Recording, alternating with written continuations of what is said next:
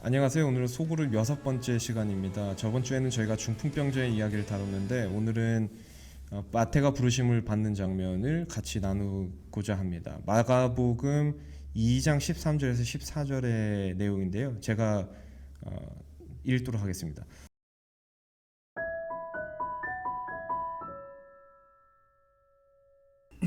예수께서 다시 바닷가에 나가심에 무리가 다 나아왔거늘 예수께서 저희를 가르치시니라. 또 지나가시다가 알페오의 아들 레위가 세관에 앉아 있는 것을 보시고 저에게 이르시되 나를 쫓으라 하시니 일어나 쫓으니라.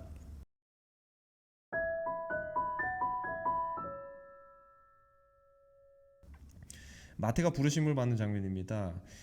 왜 이 사건이 중요한 사건일까요? 마태복음 5장 46절에서 47절에 가시면은 예수님께서 말씀을 하시면서 세리와 이방인들을 같은 위치에 놓습니다.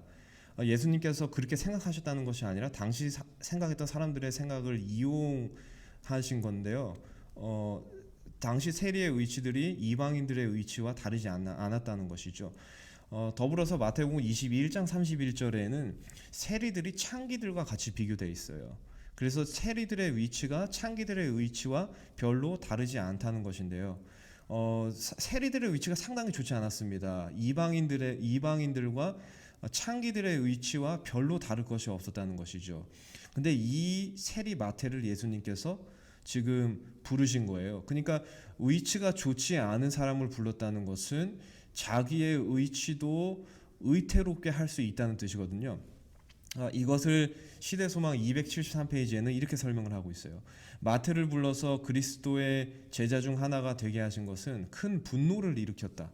한 종교교사가 직접 수종하는 자로서 세리를 택한다는 것은 종교적, 사회적 및 민족적 관습에 위반되는 행위였다. 이렇게 말하고 있어요.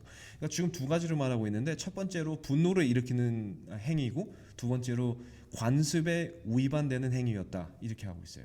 그러니까 예수님께서 이름에도 불구하고 마태를 부르신 것인데 한번 생각을 해보시면은 저희가 같이 생각을 해보면은 지금 마태가 제자로 부름을 받았는데 진짜 문제는 예수님은 괜찮다고 하더라도 지금 진짜 문제는 누구냐면은 바로 제자들이거든요.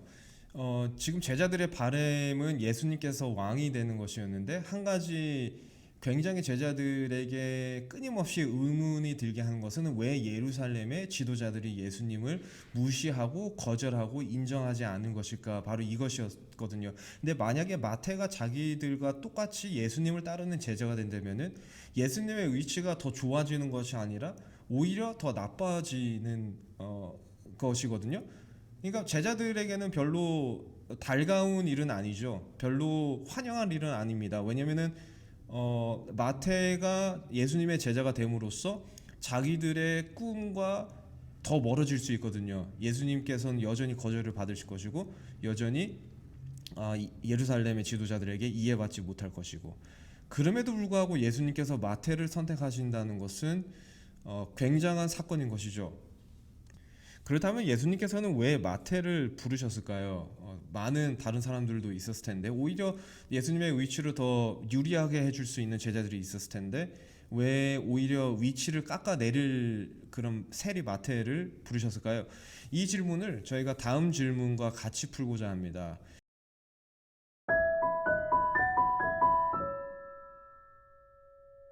마태의 부르심은 과연 우연이었을까요? 왜냐하면 14절에 마가복음 2장 14절에는 또 지나가시다가 이렇게 기록하고 있어요. 그러니까 예수님께서 그냥 평범하게 길을 지나가시다가 마태를 부르시는 것처럼 마치 우연적인 그런 행위처럼 묘사를 하고 있는데 과연 이게 우연일까요?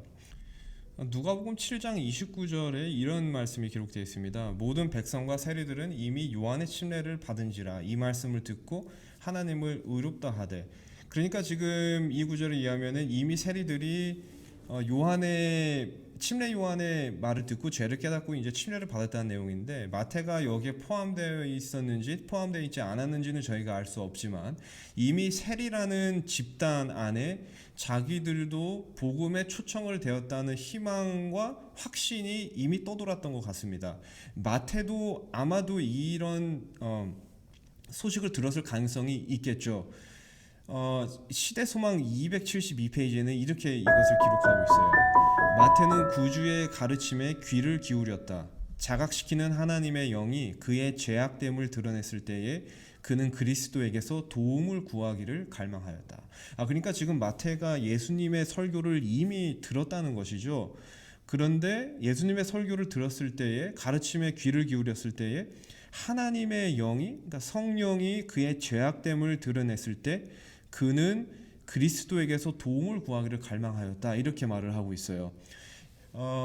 예수님을 만나고 싶은 거예요. 왜냐면은 지금 자기의 죄됨이 드러났는데 그 죄를 해결할 수 있는 사람이 예수님이라는 확신을 얻었거든요. 예수님의 가르침을 들으면서. 그런데 여기 한 가지 문제가 있는 것이죠. 저희가 아까 보았던 예수님께서 산에서 설교를 하셨을 때에 예수님께서 세리들을 이방인과 같은 취급을 하셨거든요. 물론 예수님께서 그렇게 생각을 하지 않으셨지만, 그래서 마태도 아마도 내가 예수님에게 가더라도 예수님도 나를 이방인 취급하고 다른 지도자들과 마찬가지로 나를 국가의 배신자, 이런 취급을 하지 않을까라는 그런 생각 때문에 지금 마태가 예수님에게 진짜 가고 싶은데, 자기의 죄를 해결하고 싶은데 예수님에게 갈 수가 없는 상황이에요.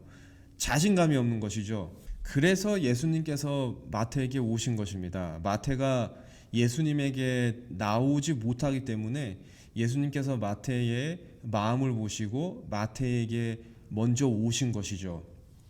그래서 지금 마태를 부르시는 사건은 결코 우연이 아니라 마태가 예수님께 나오지 못하는 모습을 예수님께서 보셨기 때문에 의도성을 가지고 마태에게 먼저 오신 사건, 결코 우연이 아닌 것이죠.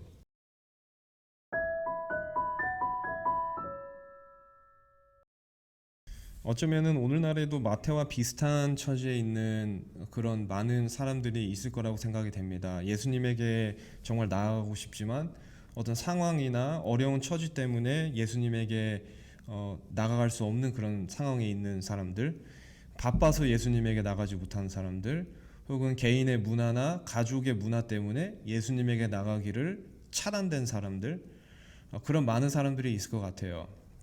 또 더불어서 무엇보다도 예수님에게 정말 나가고 싶지만 나에게 있는 습관적이고 반복되는 그런 죄 때문에 예수님에게 나갈 수 없는 상황, 죄에 중독이 돼서 그 죄가 거듭거듭 반복함으로 말미암아 하나님의 형상, 예수님에게 나아가고 싶은 선한 마음이 기형화돼서 이제 도저히 예수님에게 나아갈 수 없는 그런 상황, 그런 모든 것들을 예수님께서 아시고 우리가 예수님에게 나아갈 수 없기 때문에 예수님께서 오늘 우리에게 오시는 것입니다. 그래서 우리는 우리에게 오시는 그 예수님의 의를 마음속에 초대하고 받아들이면 되는 것이죠. 예수님께서 오늘 우리에게 오시기 때문에 그것을 우리는 받아들이기만 하면 되는 것입니다. 예수님의 의에 거할 수 있게 되는 그런 하루가 되기를 바랍니다.